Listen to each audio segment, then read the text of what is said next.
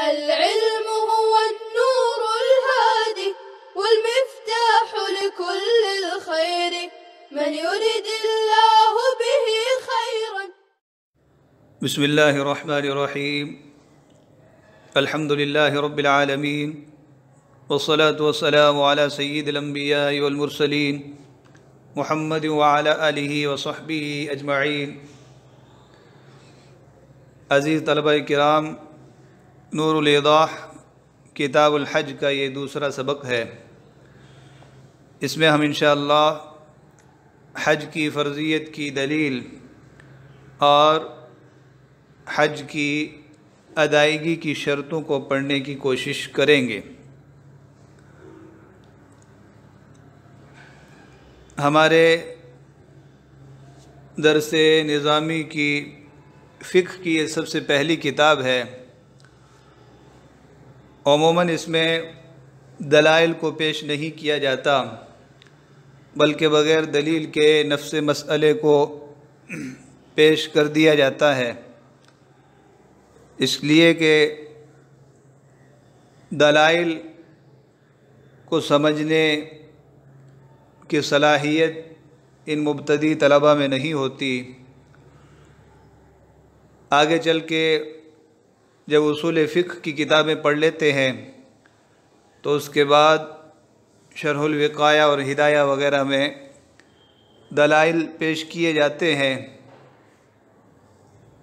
तो यहाँ सिर्फ़ इख्तिसार के साथ हज की फ़र्ज़ियत की दलीलें दे रहे हैं।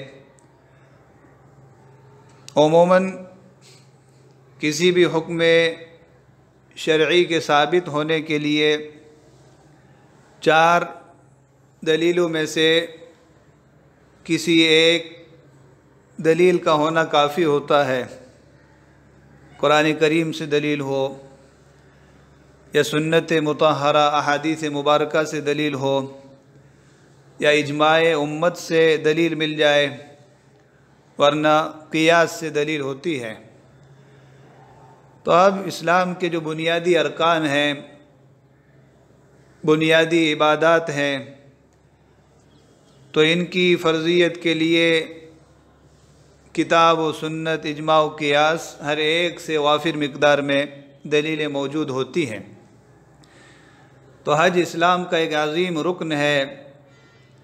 इसके लिए एक दलील नहीं बल्कि दसियों दलीलें किताब व सुन्नत में मौजूद हैं। तो एक एक दलील पेश करके वो आगे बढ़ रहे हैं। दलील इफ्तिरादिल हज, इफ्तिराद फ़र्ज़ होना, हज के फ़र्ज़ होने की दलील। व दलील अला इफ्तिरादिल हज्जी अल किताब व सुन्नत वल इजमा, हज के फ़र्ज़ होने की दलील किताब व सुन्नत और इजमा है। ये बात भी याद रखें कि फ़िक़्ह की किताबों को अरबी में पढ़ाने का मकसद ये है कि हम शरीयत मुतहरा की जो अपनी ज़ुबान है, शरीयत की जो इंटरनेशनल ज़ुबान है, उसमें दीन व शरीयत को समझने की कोशिश करें। हम इसके अहल हों, इतनी सलाहियत हमारे अंदर पैदा हो जाए कि डायरेक्टली किताब व सुन्नत को बग़ैर किसी वास्ते से समझने के अहल हो जाए। मसलन यहाँ पर अलफ़ तिराज़ पढ़ा गया है। अब बहुत से लोग यूँ करते हैं कि आला पर वक्फ़ करेंगे, आला, फिर हमज़ाए वसली को कसरा देकर आगे पढ़ेंगे, आला इफ्तिरादिल हज्जी। तो ये दुरुस्त नहीं है। जो अरबियत के नहव और सर्फ़ के क़वाइद हैं, उन क़वाइद का इंतिबाक फ़िक़्ह की और दूसरे उलूम आलिया की किताबों में ज़रूरी है। अब जब ये कायदा तय है कि हमज़ाए वसली को वसत कलाम में नहीं पढ़ा जाता, लिखा जाता है लेकिन पढ़ा नहीं जाता, तो अब यूँ पढ़ना आला इफ्तिराज़ी, ये बहुत बड़ी गलती शुमार होगी। हमें इससे बचना है। तो हम यूँ पढ़ेंगे व दलील अला इफ्तिरादिल हज्जी। तो जहाँ कहीं भी हमज़ा वसली आए तो हमज़ा वसली को दरमियान कलाम में नहीं पढ़ा जाता।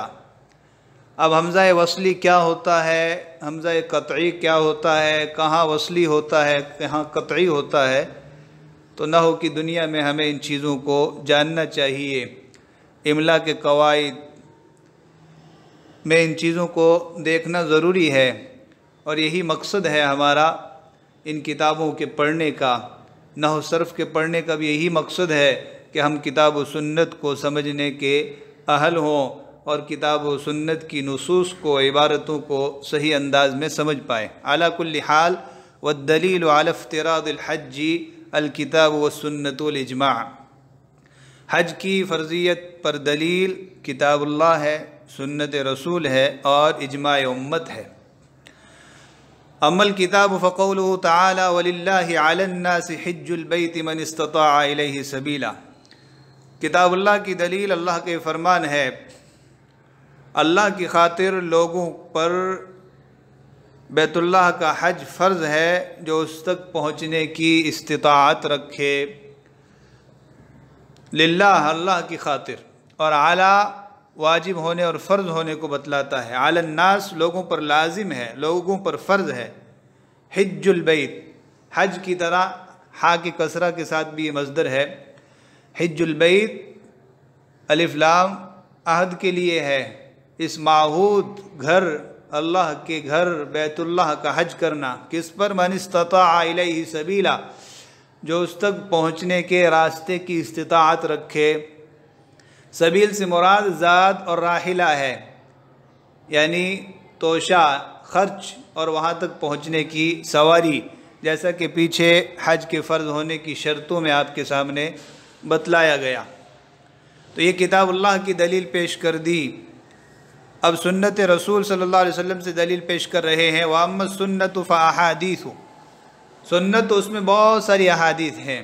सुन्नत मुताहरा में 10 हदीसें हैं जो हज की फ़र्ज़ियत पर दलालत कर रही है। मिनहा क़ौलुहु अलैहिस्सलातु वस्सलाम, और अहादीस में आप अलैहिस्सलातु वस्सलाम का एक ये फरमान है, या अय्युहन्नास कुतिबा अलैकुमुल हज्जु फ़हुज्जू, ए लोगो तुम पर हज को फ़र्ज़ किया गया लिहाजा तुम हज करो। कुतिबा आला ये भी फ़र्ज़ियत को बतलाता है। अल हज ये कुतिबा का नाइब फ़ाइल है, तुम पर हज फ़र्ज़ किया गया तुम हज करो।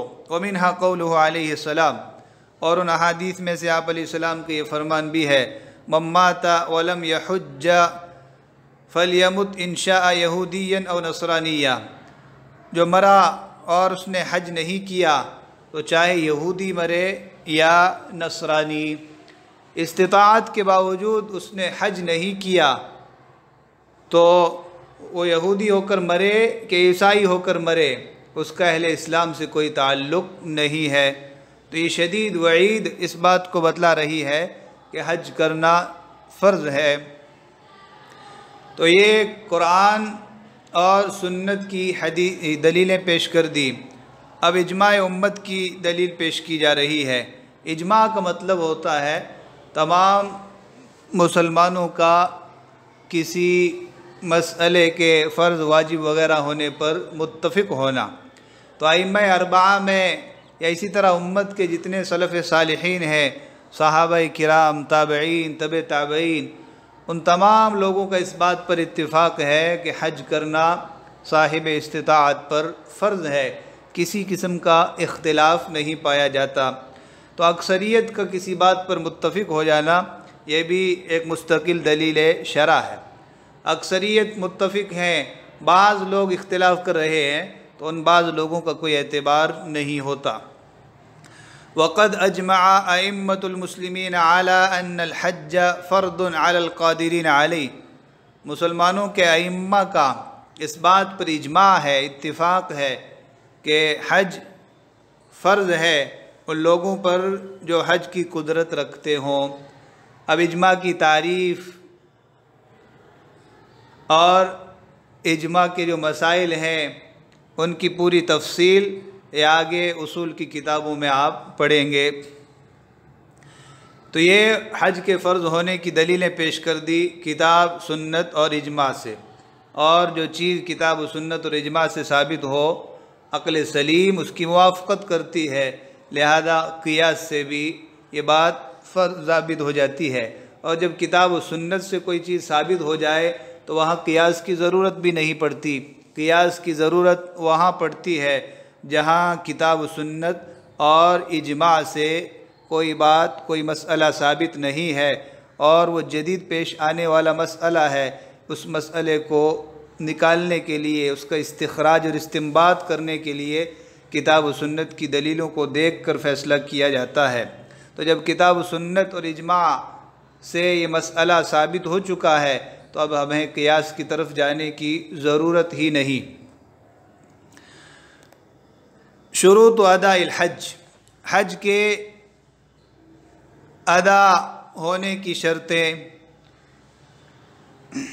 एक तो हज की फ़र्ज़ियत है, उसके लिए शर्तें बयान कर दी कि ये 6 शर्तें पाई जाए तो हज फ़र्ज़ होगा।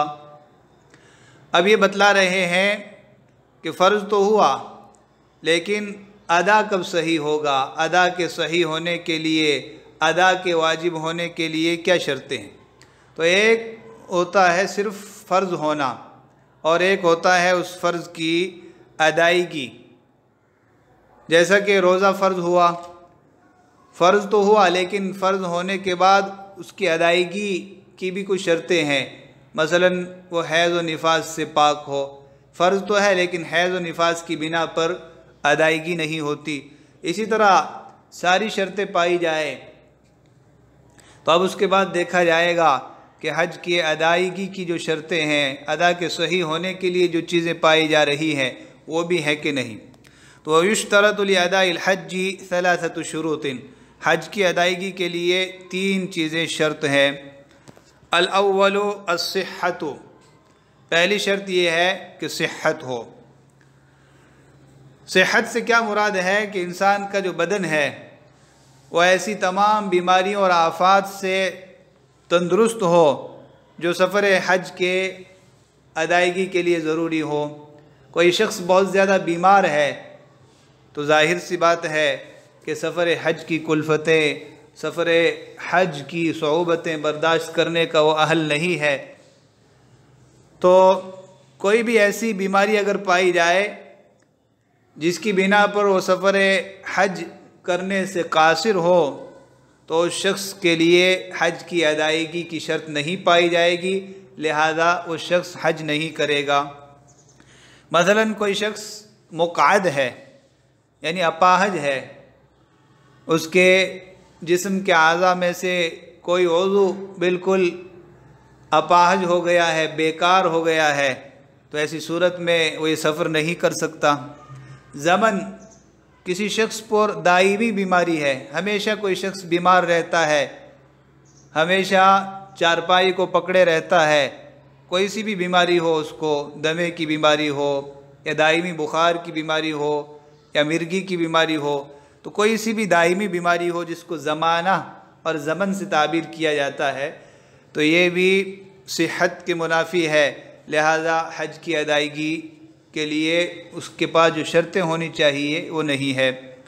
मफलूज है, फालिज पड़ा हुआ है किसी शख्स पर, पाँव में या हाथ में या जिस्म के किसी उज़्व पर वो फालिज का असर है, तो मफलूज शख्स, फालिज ज़दा शख्स भी गोया के अदायगी हज की शर्तों को नहीं पा रहा है। दोनों पाँव कटे हुए हों तो ऐसा शख्स भी वहाँ जाने की इस्तिताअत नहीं रखता। इसी तरह कोई शख्स बहुत ज़्यादा बीमार हो, कोई सी बीमारी हो उसको, तो वो बीमार शख्स पर भी हज की अदायगी लाजिम नहीं होगी। इसी तरह शेख फ़ानी है, शेख फ़ानी का मतलब ये कि इतना बूढ़ा हो चुका है कि अब करीबुल मर्ग हो चुका है, पाँव कब्र में लटक रहे हैं, तो ऐसे बूढ़े के लिए भी हज की अदायगी लाजिम नहीं है। लेकिन ये जो तमाम लोग हैं जो किसी बीमारी की बिना पर सफ़र हज करने से आजिज़ हैं और इन पर हज फ़र्ज़ है, पीछे जो सारी शर्तें बताई गई वो शर्तें पाई जा रही है, मुसलमान है, आकिल है, बालिग है, उसके पास नानो नफ़क़ा है, तो ऐसे लोगों को हज बदल कराना पड़ेगा। तो ऐसे लोग किसी दूसरे के ज़रिए हज कराएं, ज़िंदगी में ना हो तो मरते वक्त ये वसीयत कर जाएं कि मेरे माल से मेरी तरफ से हज बदल कराया जाए। तो इस्तिताअत इन लोगों में है, नानो नफ़क़ा मौजूद है, ज़ाद व राहिला का पूरा बंदोबस्त है, लेकिन किसी आर्ज़े की बिना पर, किसी बीमारी की बिना पर वो सफ़र हज नहीं कर सकते। लिहाजा इन लोगों को हज बदल कराना पड़ेगा, वसीयत करना पड़ेगी कि इनकी जानिब से हज कराया जाए। तो ये पहली शर्त थी अस्सिहत, तंदुरुस्ती, जिसकी पूरी वजाहत की गई है। वल मुरादु बिहा सलामतुल बदनी अनिल आफातिल मानिआति मिनल क़ियामी बिमा ला बुद्द मिन्हु फ़ी सफ़रिल हज।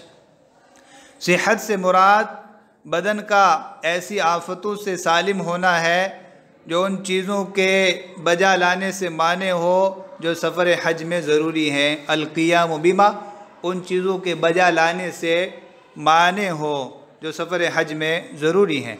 सफ़र हज में तवाफ़ है तो बीमारी तवाफ़ से माने है, सफ़र हज में रमी है माने है, सफ़र हज में और जितने अरकान हैं, आमाल हैं, वहाँ जाना है, इन तमाम चीज़ों से माने हो।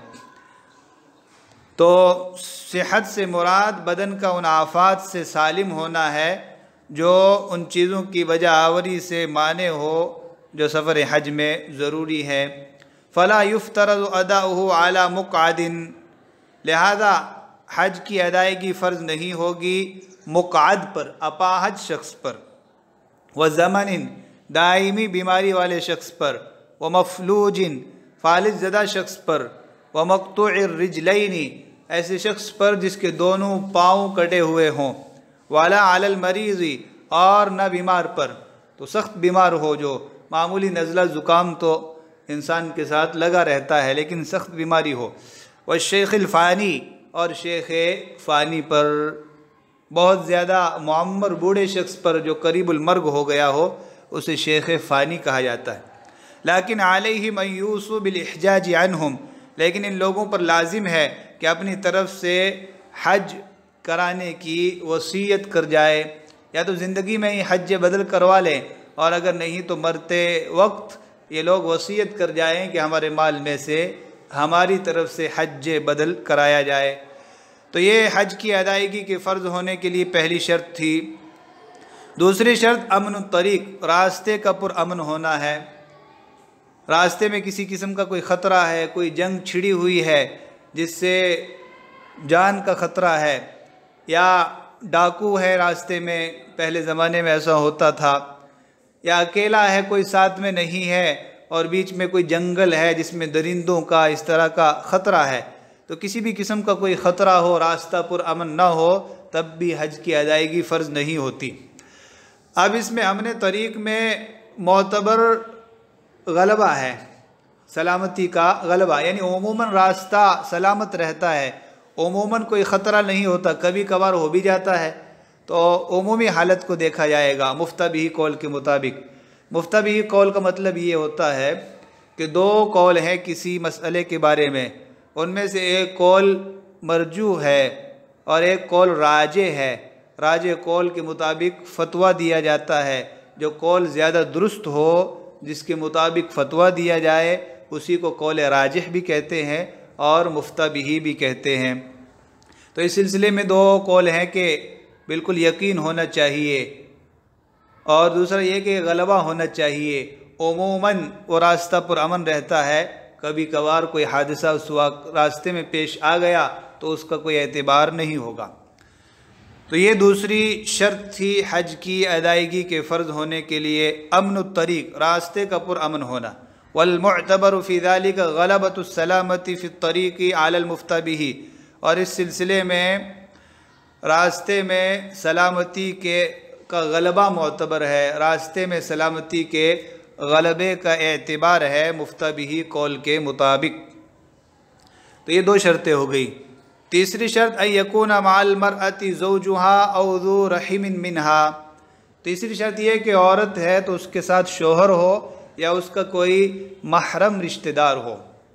ज़ू रहिम महरम रिश्तेदार, महरम उसको कहा जाता है जिसके साथ निकाह का रिश्ता हराम हो और जिनसे पर्दा करना ज़रूरी ना हो। बेटा है, भाई है, वालिद है। तो ये जो रिश्तेदार हैं जिनसे हमें हमेशा के लिए निकाह हराम है और जिनसे पर्दा करना ज़रूरी नहीं, ये महरम रिश्तेदार माने जाते हैं। तो औरत के साथ शौहर होना चाहिए या महरम रिश्तेदार होना चाहिए? अगर कोई महरम रिश्तेदार नहीं है, शौहर नहीं है, उस औरत के पास इतना है कि वो ख़ुद अपना हज तो कर सकती है लेकिन किसी दूसरे को साथ नहीं ले जा सकती, तो ऐसी सूरत में भी उस पर हज की अदायगी फ़र्ज़ नहीं होगी। वो इंतज़ार करे या कोशिश करे और बंदोबस्त करे कि अपने साथ किसी महरम रिश्तेदार को ले जाने के लिए ख़र्चा इकट्ठा कर ले। तो बग़ैर महरम के औरत के लिए सफ़र हज या सफ़र उमरा में जाना जायज़ नहीं है। ख़ास औरतों की जमात हो, औरतों का कोई टूर हो जिसमें सारी औरतें जा रही हो, उसमें भी जाना दुरुस्त नहीं है। तो महरम की कैद ज़रूरी है। अब वो औरत जवान हो के बूढ़ी, मुतलकन उसके लिए शौहर चाहिए या महरम रिश्तेदार चाहिए। बूढ़ी औरतों के लिए इजाज़त नहीं है कि बग़ैर महरम के चली जाएं, खा 40 साल की हो कि 60 साल की हो। तो नौजवान औरत हो कि बूढ़ी औरत हो, उसके लिए महरम या शौहर का होना ज़रूरी है। अब जो शख्स भी इसके साथ जा रहा है, महरम रिश्तेदार या शौहर, तो अगर उस पर हज फ़र्ज़ नहीं है, ये औरत उसे साथ में ले जा रही है, तो उसका नफ़क़ा इसी औरत पर होगा। नफ़क़ा नहीं है तो उस औरत पर हज की अदायगी फ़र्ज़ नहीं है। तो ये बहुत अहम मसला है, इसको समझना चाहिए। बहुत सारी मालदार औरतें फ़ौरन निकल जाती है उम्रा करने के लिए, तो ये हराम है। जब तक कोई मोतबर महरम रिश्तेदार साथ में ना हो, तब तक उस पर जब अदायगी फ़र्ज़ ही नहीं है तो उसको निकलने की ज़रूरत नहीं। अल्लाह की नाफरमानी करके अल्लाह की इताअत नहीं की जा सकती। तो ये तीसरी शर्त बयान फरमाई, वसालिसु अन यकून मअल मरअति ज़ौजुहा। तीसरी शर्त यह है कि औरत के साथ उसका शौहर हो, औ ज़ु रहीम मिनहा, या उसके साथ उसका महरम रिश्तेदार हो। कबनिहा, जैसे उसका बेटा। शाबतन कानतिल मरअतु औ अजूज़न, खा औरत नौजवान हो या बूढ़ी हो। व नफ़क़तुल महरमी अलल मरअति, और महरम का ख़र्चा औरत के ज़िम्मे लाजिम है। इज़ा लम यरदा बिमुराफ़क़तिहा इल्ला बिल इन्फ़ाक़, जबकि वो महरम रिश्तेदार उसके साथ जाने पर राज़ी ना हो मगर ख़र्चे की शर्त पर। वो महरम बोल रहा है मेरे पास ख़र्चा नहीं है, मैं तुम्हारे साथ उसी वक्त चलूँगा जब तुम ख़र्चा दोगी, तो औरत के ज़िम्मे लाजिम है। व सल्लल्लाहु वसल्लम अला नबीना मुहम्मद व अला आलिहि व सहबिहि अजमईन। अस्सलामु अलैकुम। لا تنسوا الإعجاب بالفيديو والاشتراك في القناة تشجيعا لنا لنستمر بنشر المزيد إن شاء الله.